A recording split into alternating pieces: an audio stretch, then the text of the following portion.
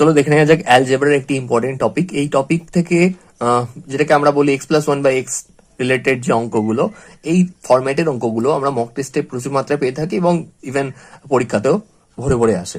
তো দেখা যাক কি বলা হয়েছে অঙ্কতে। x+1/x = k, x² + 1/x² = k² - 2। এইটুকু আমাদের মাথায় রাখতে হবে, ঠিক আছে। এই রিলেটেড আমি অঙ্ক আস্তে আস্তে করাচ্ছি এবং প্রথম যে অঙ্কটা হবে সেটা একদম প্রথম টাইপ বলতে পারা যেতে পারে। এরপর আস্তে আস্তে লেভেল চেঞ্জ করা হবে। তো x+1/x = 10 দেওয়া আছে এবং এখানে বলা হয়েছে যে 7x/x² + 1 - 8x এর ভ্যালু বার করতে হবে। খুব ভালো কথা। তো এখানে আমরা x+1/x এর ফরম্যাটে কিছু দেখতে পাচ্ছি, কিছু দেখতে পাচ্ছি না, কিন্তু আমরা আনতে পারি। তো কেন, কিভাবে আনতে পারি দেখা যাক। 7x আছে, x² + 1 - 8x আছে। উভয় পক্ষে যদি x দিয়ে ভাগ করা যায় তাহলে আমরা x+1/x ফরম্যাটে আনতে পারবো। দেখা যাক কি হয়। x দিয়ে ভাগ করলে এখানে x কেটে যাবে, তাহলে 7 থাকবে। বাই x² আছে, এখান থেকে একটা x, এখানে উভয় পক্ষে যদি x দিয়ে ভাগ করা হয় তাহলে কি আসবে, x আসবে। এটা হবে 1/x, এটা হবে -8।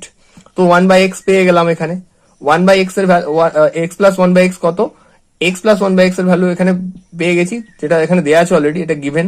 তো দ্যাট ইজ হচ্ছে 10। তাহলে 10 - 8 হচ্ছে 2, অতএব উত্তর হচ্ছে 7/2, অর্থাৎ 3.5। ঠিক আছে, চলো দেখা যাক পরের অঙ্কে কি আছে।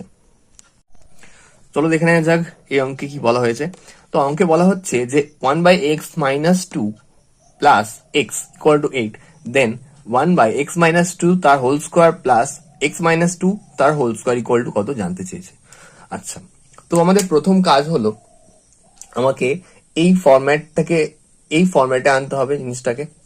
তো x+1/x আনতে গেলে কি করতে হবে, x - 2 আছে, তাহলে এখানে একটা -2 খাওয়াতে হবে, তাহলে আমি পুরোটাকে x/1/x এই ফ্রেমে আনতে পারবো। ঠিক আছে, তো এটাকে যদি একটু এইভাবে লিখি, x+1/x - 2, তাহলে কি হচ্ছে, এখানে x+1/x - 2, তাহলে এখানে একটা x - 2 আছে, তাহলে এখানেও আমি যদি x - 2 করে দিই তাহলে ফ্রেমটা ঠিক এর মতো আসছে, x+1/x এর মতো। এখানে একটা এক্সট্রা -2 নিয়েছিলাম, তো আমরা সেটাকে এদিকে -2 একটা এক্সট্রা নিয়ে নেবো, তাহলে উভয় দিকে সমান হয়ে যাচ্ছে। তাহলে এটা হচ্ছে 6 হলে 6 থাকছে।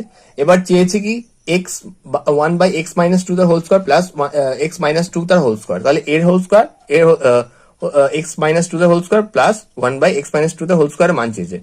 তো বার করতে আমরা পারবো নিশ্চয়ই। তো হোল স্কোয়ার করলে কি আসবে, x² + 1/x² = এখানে k মানে হচ্ছে 6, তার হোল স্কোয়ার -2, তাহলে